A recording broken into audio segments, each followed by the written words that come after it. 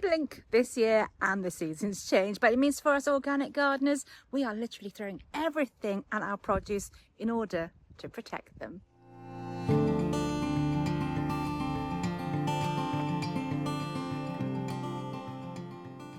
As organic growers, we are absolutely avoiding using chemicals when it comes to our growing spaces. There are, of course, lots of things which look like sort of the kind of things that you'd have chemicals in which are organic. However, there's lots of other things we can be doing. Obviously, we have things like our companion planting, but at this time of year, they are starting to die off and maybe not protecting as much as we would like or we actually need. Now, what we do have, because it's been a bit of an odd year, is we have lots of things around at the moment which we wouldn't normally get at this time of year, or certainly not all together with everything else. So I have my beautiful lettuce leaf container which I planted up. I haven't covered it over, and actually it is covered in caterpillars and butterflies, which at this time of year wouldn't normally be such an issue, but they are everywhere. Now I have to say that I have everything covered except for that barrow, so I'm going to give it to them because we do need our butterflies, so that's for them, but everything else I am going to be covering up. Now, depending on what produce you have in the ground or what you are going to be putting into the ground will actually determine what kind of netting or protection you're going to put up.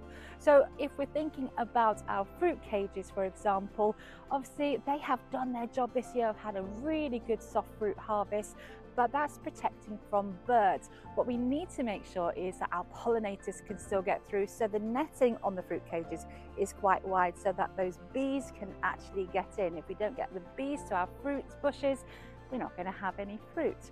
Now, I do have here probably one of my favorite coverings on the allotment, and it's quite old school. It's actually covering over my tree spinach at the moment, and it's this nice old frame. It's metal, it's solid, and it's got quite wide meshing on it.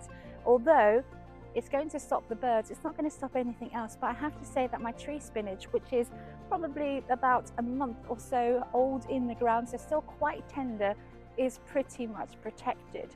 Unfortunately, next to that I have something which is aesthetically my most hated covering, and it's almost like this collapsible perambula which is over the top of my Swiss chard.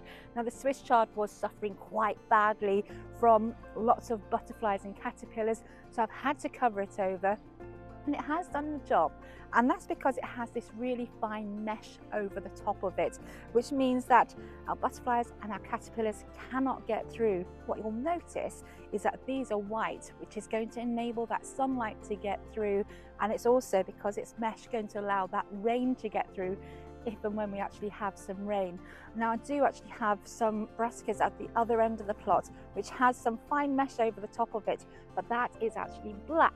Now, that's because quite often our brassicas, if they get too much sunlight, will actually bolt. So think about the colour of your netting as well as how fine that mesh actually is.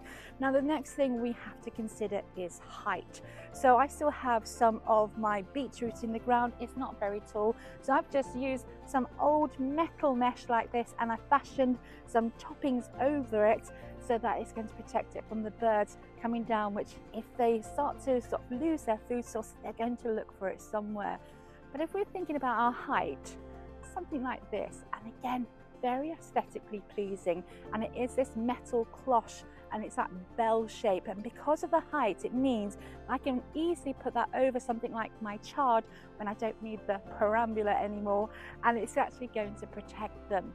However, thinking about my Brussels sprouts, when they first went in, this sort of hoop setup was absolutely fine because they were very small and low to the ground, but they are stalks and they are getting higher and higher. So what I've had to do is fashion and create my own netting over the top of it. Now, it's really important with sprouts that I don't crowd them in, because if we are going to create almost like a little eco environment where it's too warm, then that's going to encourage those whiteflies, and whiteflies absolutely love Brussels sprouts.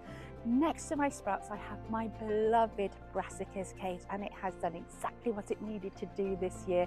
Now, that actually has some scaffold netting over the top. The scaffold netting I've used is not second hand.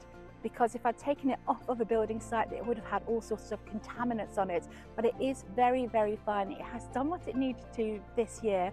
I still have some cabbages in there that I need to harvest, but what I have noticed is there are some little caterpillar bites in there, and that's purely and simply because there are holes in my netting. So if we're thinking about the maintenance of our growing spaces, we need to have a look and see, have we got them secured down so we're not going to trap any of our creatures that we want to protect, but also, is it actually doing what it really needs to?